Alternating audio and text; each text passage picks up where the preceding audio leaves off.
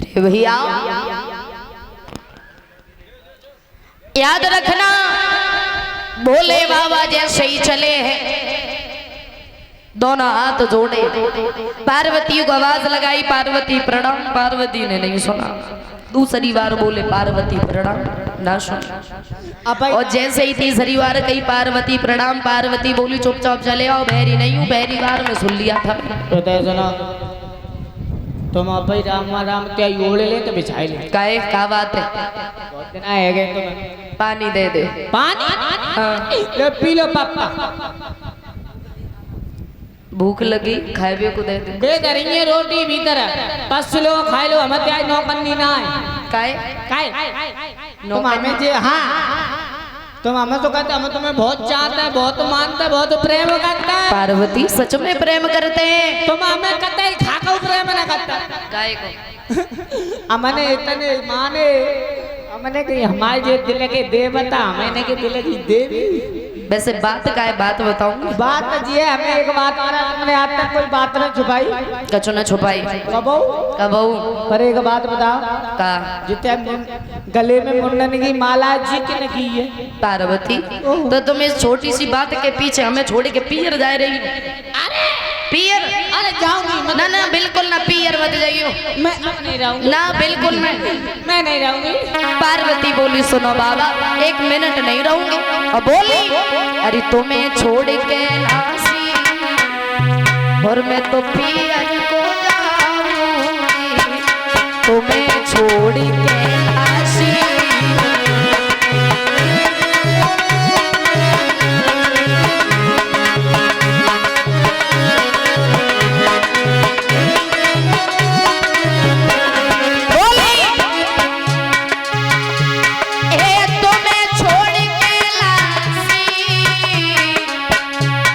तो पियर को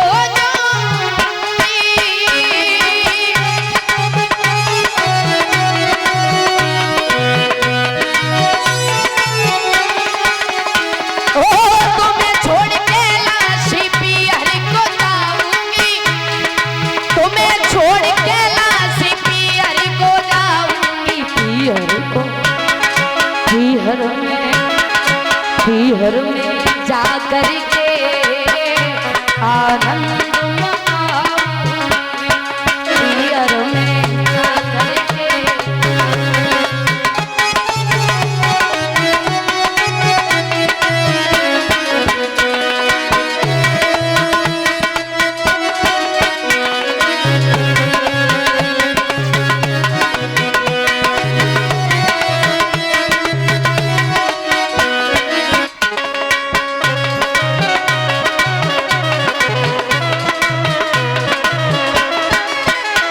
और सुनो बाबा एक बात, अभी तो बड़े खुश हो ना जब मैं चली जाऊंगी पियर, उसके बाद तन्हाई की रातों में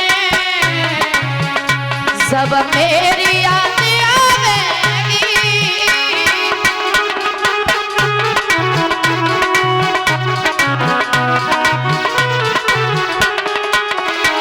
तन्हाई की रातों में मेरी याद आएगी, ओ तन्हाई की रातों में मेरी याद आएगी।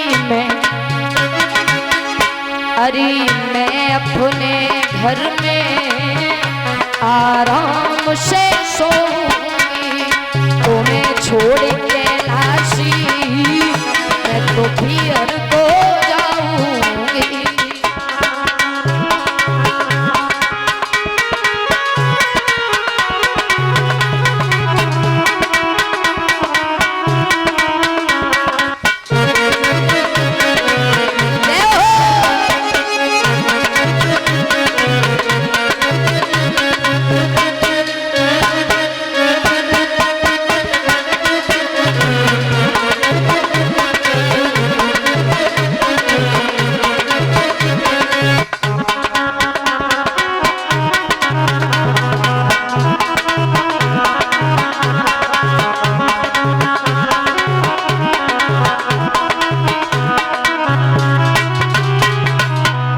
जवाब दिया भोले बाबा ने, पार्वती पियर न जाओ, पार्वती बोली तो फिर जे बताओ गले में जो मुंडन की माला किनकी है?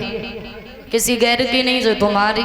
इतनी बार मर चुकी हूँ, इतनी बार जन्म ले चुकी हूँ। बाबा अब मैं मरना नहीं चाहती हूँ, मरने से डर लगता है, अब हमें अमर कर दो। बोले अमर होने के लिए अमर नाम की अमर कथा सुननी पड़ती है। सुना देंगे, कुछ नियम है उसके। क्या है?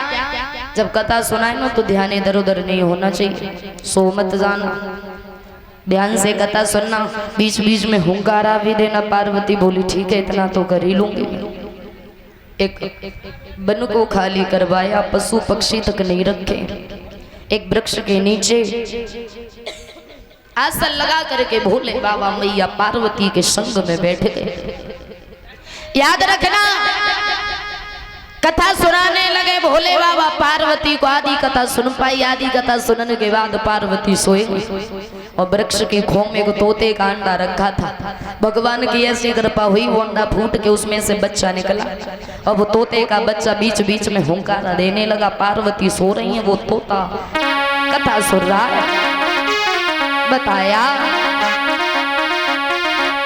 कि सती संग में भोले बाबा और बैठे आसन, अमर कथा जब लगे सुनाने, गोरा गोत्र पुरारी उमा के पड़ गए सोता। हुंकरा दे रहे हो तोता, उमा के पड़ गए सोता। हुंकरा दे रहे हो तोता।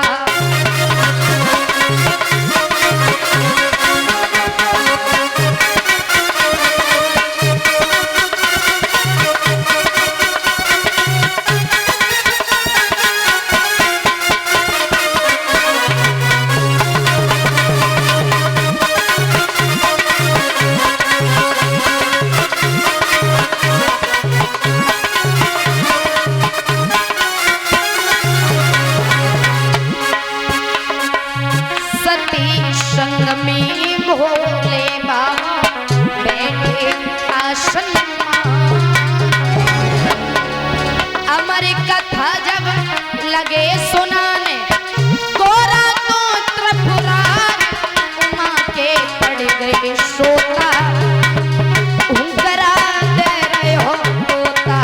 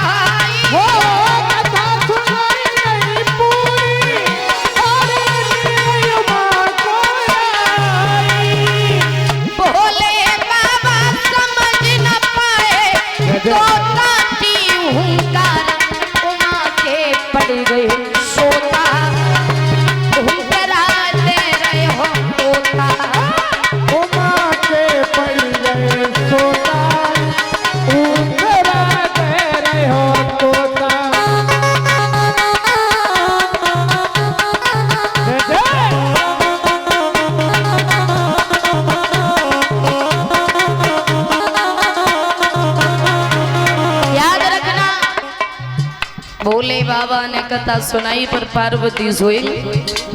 कथा पूरी हुई, पार्वती को जगाया जब नींद से जागी। जब नींद से गोरा जागी, अफसोस हुआ अति भारी। गोरा जागी, अफसोस हुआ है भारी।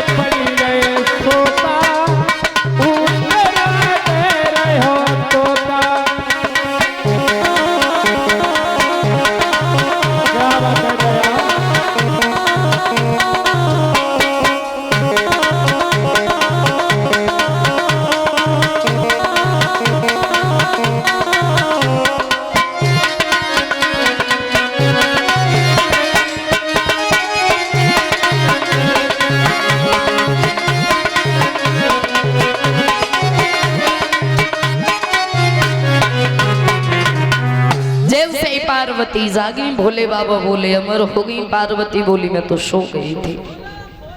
याद रखना, भोले बाबा ने देखा तो वो तो देखा बच्चा वृक्ष की खो में बैठा है। आज क्रोध सहन न कर पाया, वृक्ष की खो से निकला, उड़ करके भागने लगा। याद रखना, भोले बाबा ने त्रिशूल पीछे छोड़ दिया। जवाब दिया जहां पर ये तोता रुकेगा वहीं इस त्रिशूल से इसकी मृत्यु हो जाएगी। उड़ता उड़ता पहुंच गया वेद व्यास जी की कुटिया पर। व्यास जी की पत्नी बिटिका छत पर खड़ी थी। जमाई जैसे ही आई, और जब जमुआई आती है तो मुंह खुल जाता है।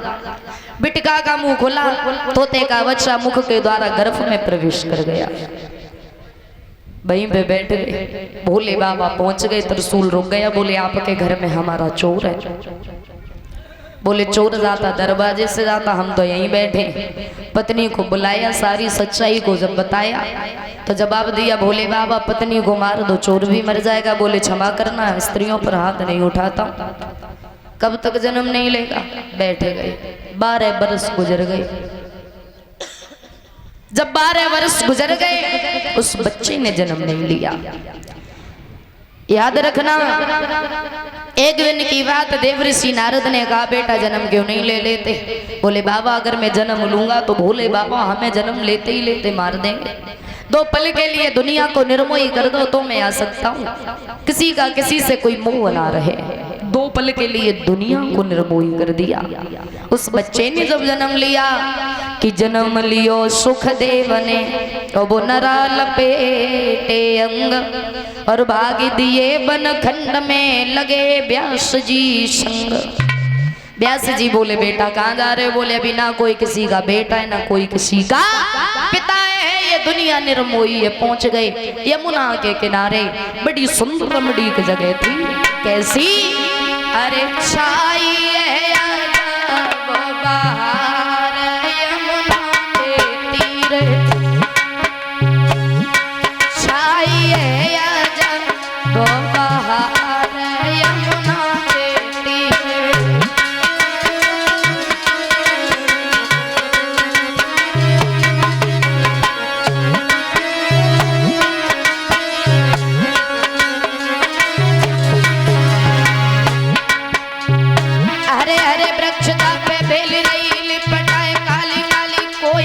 सुंदर गाना गाए लाल लाल फूल जापे मोर रे बन। अब धीमी धीमी पड़ते हुआ यमुना के तीरे, छाई है वो बहार यमुना के तीरे।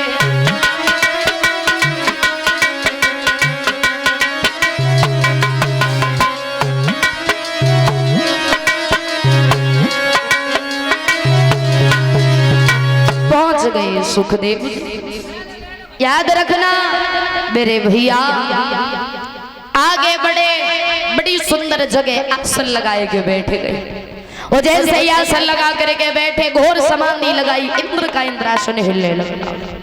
इंद्र ने रंभा नाम की अप्सरा को भेजा, कहा चली जाओ, एक छोटा सा बच्चा तपस्या कर रहा है, उसकी समाधि को तोड़ के आओ।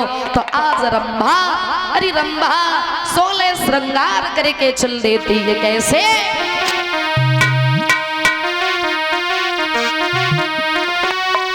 अरे चलिए श्रृंगार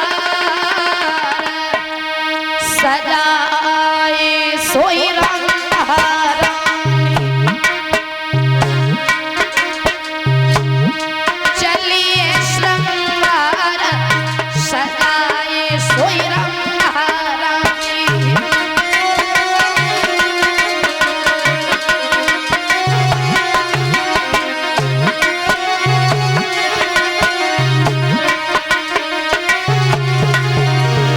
श्रृंगार किया उस रंभा ने।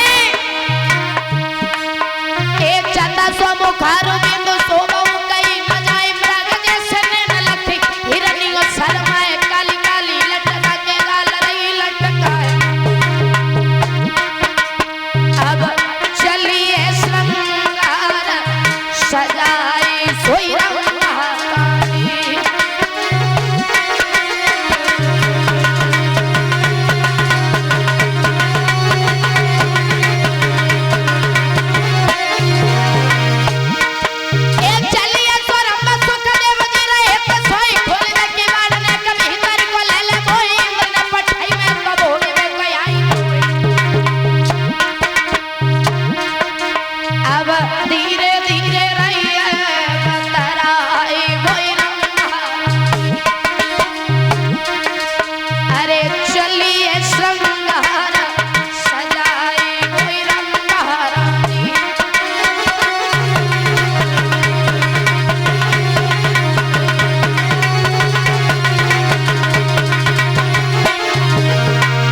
रंभा ने जब कहा तो सुखदेव जी ने एक बात कही, क्या? अरे रंभा, तुम हमारी माँ के समान हो, वापस लौट जाओ। क्यों? सुनो।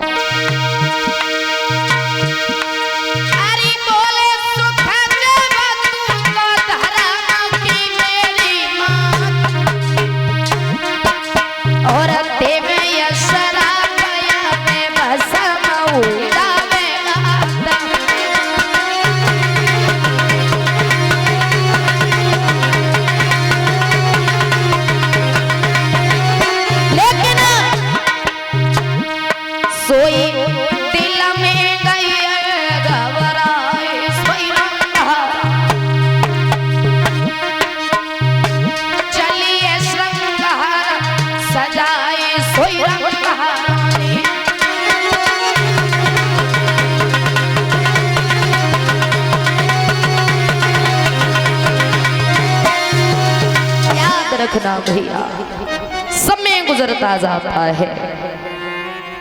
आगे बढ़े सुखदेव जी।